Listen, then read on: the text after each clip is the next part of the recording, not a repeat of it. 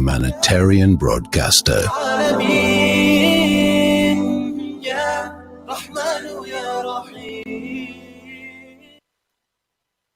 Welcome back. You tune into Inspired Afternoons with me, your host Mariam Mia, only on your humanitarian online platform. And yeah, and now we're moving to a somewhat relaxed, aesthetically pleasing feature.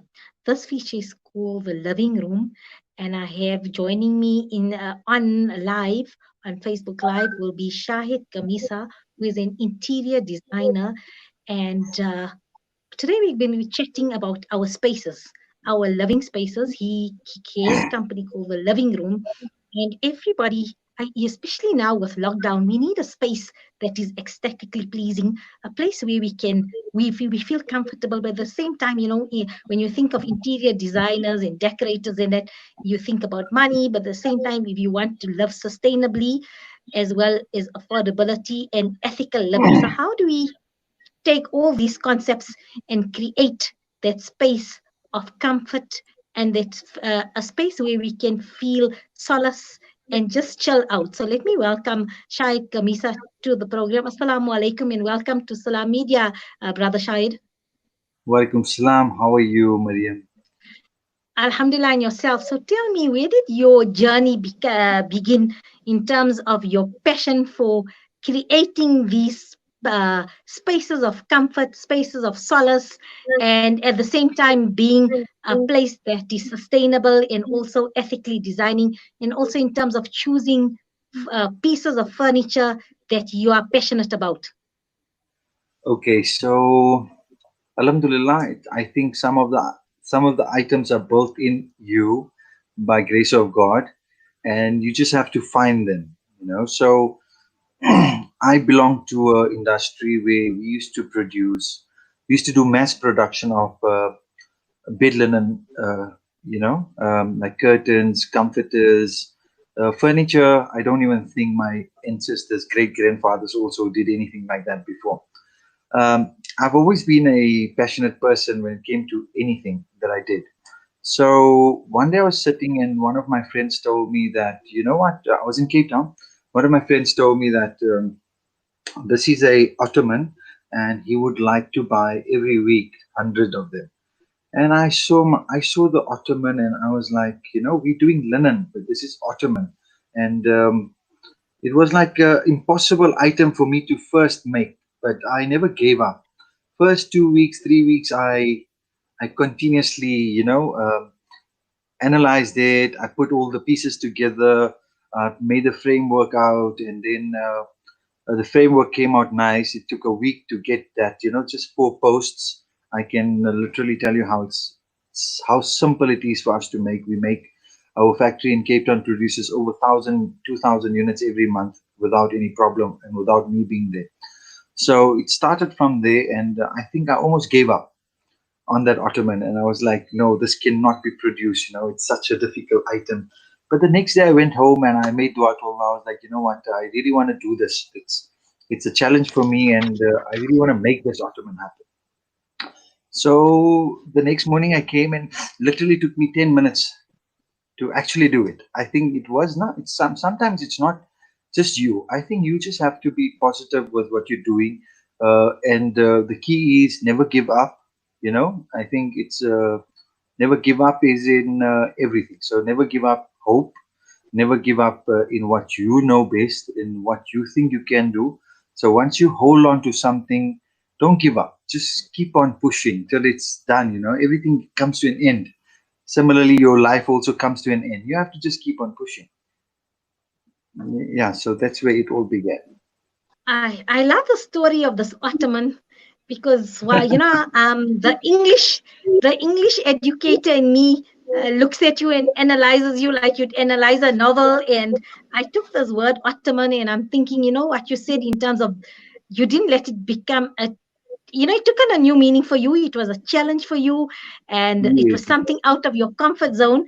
But if you look at the Ottoman people, that's who they were. That's who they were, the great Ottoman leaders. If you look at the Ottoman dynasty, they never gave up. They never gave up. Yes. if you look at that a conviction and that desire, that fervor to conquer Constantinople. And if you look at that high fortress where Constantinople was, surrounded by water, and how you get there. But Usman, Alhamdulillah, who was the father of the modern Ottoman Wow. dynasty, he overcame the challenge. And Yes. yes, the Ottoman dynasty ruled the world for a good a century. And just like that, that was your Ottoman, was your never give up challenge. And I will conquer this Ottoman. And today, like they say, the rest is history. Alhamdulillah, you are producing thousands of these Ottomans as well. And you have that Without spirit mentioning of the Ottomans in you. no, Shukr, whatever I've learned today, up till today, I only knew one thing. I was like, I'm gonna make this item, but if I don't teach it to somebody else, if I don't pass it on, I only get stuck there. I don't get the exposure that I really want. So I started teaching my people. So whoever worked for me and they were stitching, we used to do thousands of comforters, thousands of bed linens, hundreds of curtains, bed sheets, duvet covers, pillows. Uh, I'm not producing any of those items which I was engraved with, because I started helping my dad in his business since I was 12 years old. I belong to a very authentic tribe, you may say. I'm sure you heard of Memons. So I'm one of the Yeah. Memon. So you have that So business accruement. I think yes, yes, they say that the Memon is born with that business accruement. So yeah, you're true to your tribe, and also one of your traits of in terms of your yes. business accruement and just never giving up. Yes. So yes, you try not to give up. But sometimes, you know what, if you think something is not good for you, like they say, don't. It's a terrible saying in my language that don't put your feet in other people's business. So now also I want to actually. I started becoming a master of my trade. Instead of becoming jack of all trades. So I know a lot of different trades. Like I've sold nappies. I sold biscuits, sweets, chocolates, ornaments, this, that. I mean, you name it, the products I've sold it. Needles. I'm a qualified mechanic that fixes all sorts of machines. I can fix the massive quilting machines. I worked in a printing press in Pakistan. We used to print. I worked for news editing also. So I did so much in my life. So I think all of this also, I'm sure it's some sort of an experience. I was in Namibia. I worked in a restaurant also. So I mean, no business is small for me. So I took pride in whatever I did, and even if it was something small, I made it into something big for myself. I made it like Alhamdulillah. I must say that I've been thankful for whatever God has put down for us, and I'm always there to learn. So I think my learning towards interior, I think my learning made me accomplisher basically. So I'm still in learning Yes, phase. I and I still want to see learn. that, Shahid, I see that entrepreneurial spirit in you, and I think that is what, for me, that's an inspiration for everybody out there listening to this segment, and they're just finding out who you are in terms of your passion. That you are a person who will take that calculated risk. You'll be out there, and the other thing we need in terms of our entrepreneurial spirit is not to be afraid to try things. So be it whether you're working in a restaurant, I mean, you did everything. So you took a restaurant position where, I mean, that is not in terms of job status. It's not high on the agenda there in a hierarchy, but Yes, you've worked there, like you say. You've worked in a newsroom. Then, I mean, something we do here, and then you've worked in terms of repairing things. You're a technician as well, and then now you go into designing spaces and the love of furniture and passion in it, yeah, and that's what comes through your passion. So let's go now into furniture and creating these wonderful spaces where we can come, whether it's your living room, it's your bedroom, it's a place where, you know what, it's my space. I want to relax. It's my go-to space when I'm having a difficult day. Things are difficult, or we in lockdown. You want an aesthetic pleasing space, but at the same time, we look at what kind of furniture we use in terms of whether it's sustainable, in terms of environmental friendly. It needs to be affordable furniture, and just creating that space. So how do we incorporate the sustainability, affordability, and a good piece of furniture into your living space? Okay, my thing is, when I come to that, I will just suppose, Mariam, I sit with you, I spend some time with you, and I get to know you as a person before I even start with what you want, you know. So it starts from who you are firstly. So first, when we come to know who you are, we get to know what sort of furniture you like. Okay. Then accordingly, we get to know the colors you might be interested.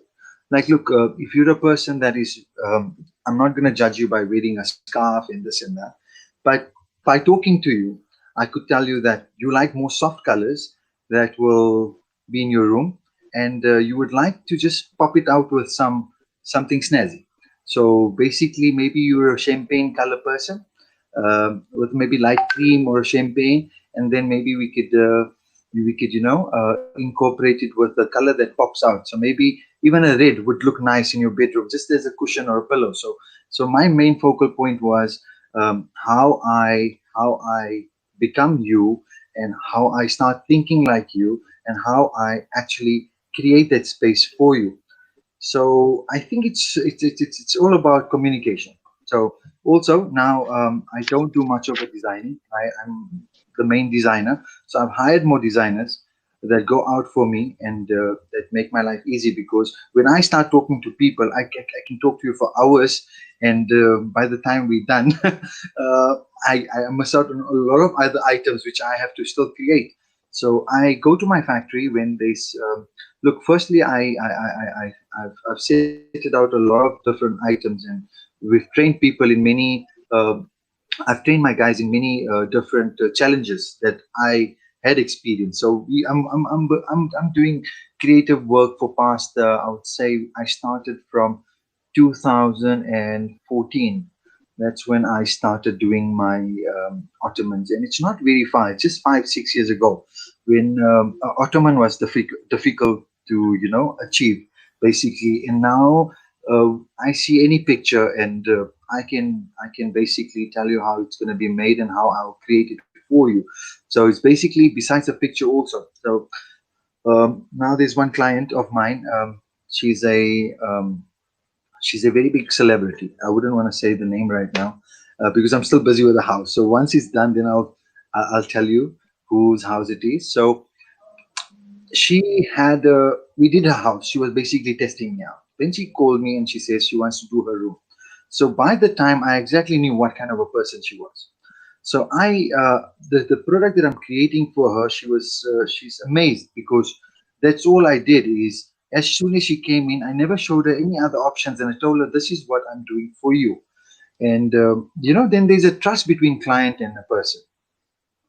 So I think So I like that, brother Shahid, what you said, because sometimes I feel I'm afraid if I go to designer, it's their ideas they impose on me, yeah, and and then I have to sit, and then I you end up no. sometimes with something, a piece of item, or how it's designed, but it doesn't speak to you, and it's not an expression of who you are. So I like what you said is, anything you do for anybody, especially if you're going to go into their personal space, because what you're doing, you're creating items, or you're creating somebody's personal space. So you've been allowed the opportunity to come into somebody's personal space, but having that privilege, you need to know your client, you need to know their personality, their taste, Yes. what is going to bring them comfort, what is going to bring them solace. So you need to understand the It's person, and I part like of what you you. said, that it's about communication, about somebody's personality. It's about listening to their wants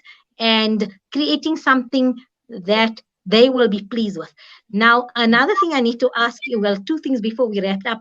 So for people who are not on a major budget, especially now with COVID, and that, I think, decorating and things like that is a nice to have luxury. But if you want to create a space that is functional, that is affordable, and that, what would be your advice in terms of one functional item that should be like a must have in a room?